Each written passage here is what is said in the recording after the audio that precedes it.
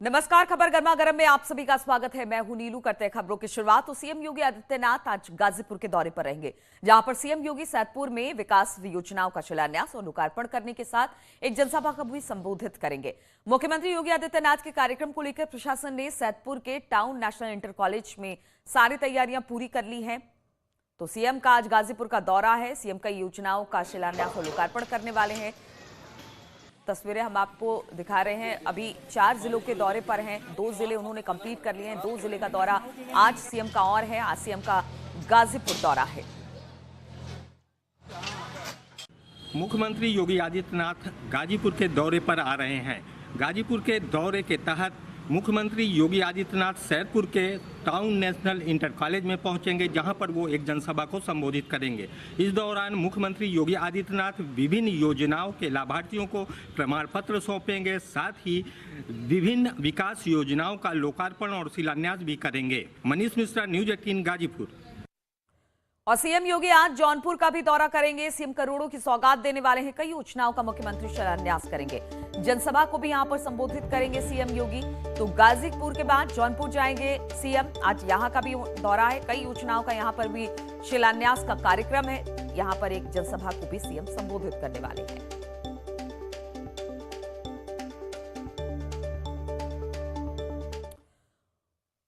और सीएम योगी ने अपने काशी दौरे के दौरान काल भैरव के दर्शन किए। काशी विश्वनाथ मंदिर में पूजा की।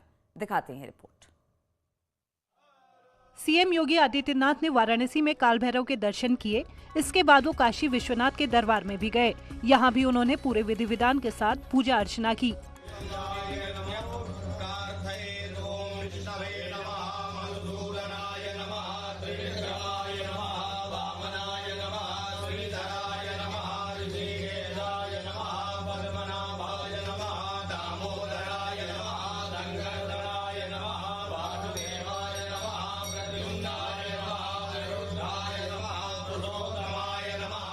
पूजा करने के बाद योगी आदित्यनाथ ने काशी विश्वनाथ कॉरिडोर का जायजा भी लिया और अधिकारियों को काम में तेजी लाने के निर्देश दिए।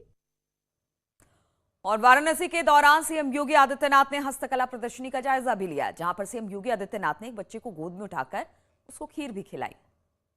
तस्वीरें हम आपको दिखा रहे हैं जब सीएम इस बच्चे से मिले और फिर एक बच्चे को गोदी में उठाया और उसे खीर भी खिलाई।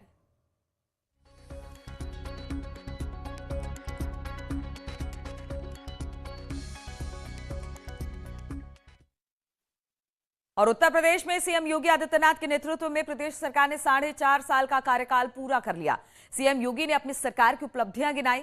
उधर सरकार के रिपोर्ट कार्ड पर राजनीति भी हावी है। 2022 की चुनावी जंग से पहले हर दल अपनी नीतियों को बेहतर बताने में जुटा है। इसलिए चुनाव से करीब 6 महीने पहले सियासी जंग आरोपों के सहारे लड़ी जा रही है।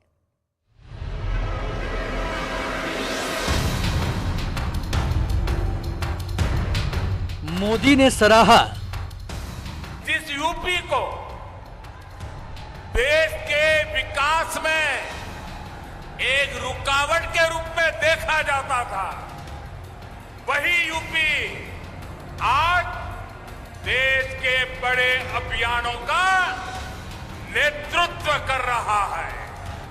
हर योजना, हर मिशन में योगी जी के यूपी ने देश के लक्ष्यों को हासिल करने में अग्रणी भूमिका निभाई है।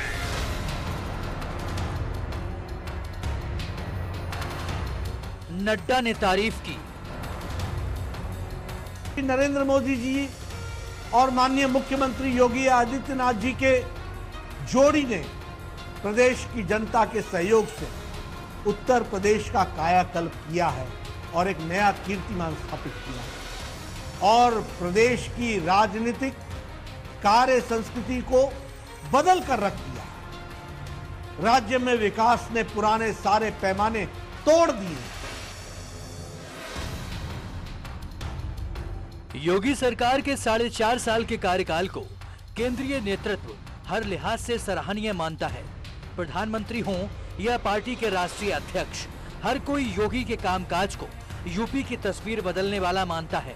इसलिए अब 2022 के चुनाव में भी बीजेपी जीतने का दम भर रही है।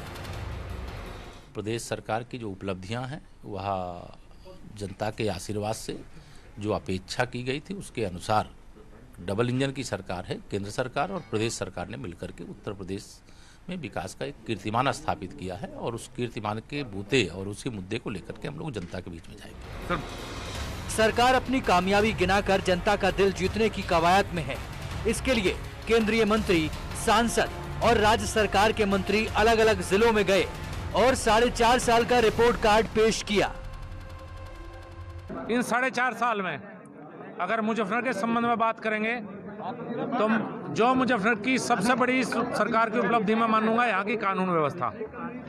जो पूरे उत्तर प्रदेश मुजफ्फरनगर से ही जो हालात थे, चोरी, डकैती, राजनी, बदमाशी, माफियागर्दी, वो आज कंट्रोल में है। राजनीति अब चुनावी मोड में है, इसलिए सरकार ने जश्न मनाया तो विरोधियों ने शब्दों के जाल के सहारे जख्म देने की कोशिश की।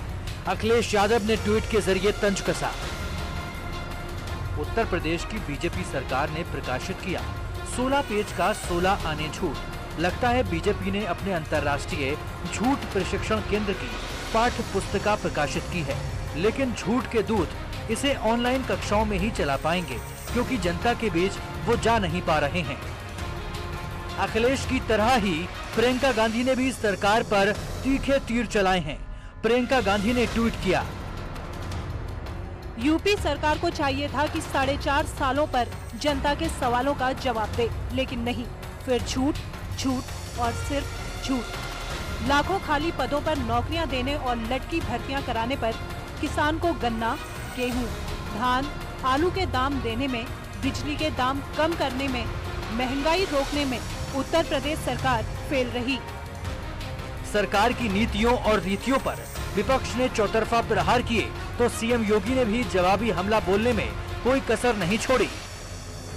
पहले कहते थे राम और कृष्ण तो है ही नहीं, आज कहते हैं राम और कृष्ण तो सबके हैं। चेंज है, यही तो बदलाव है। और भाइयों बहनों, ये हमारी वैचारिक विजय यही है।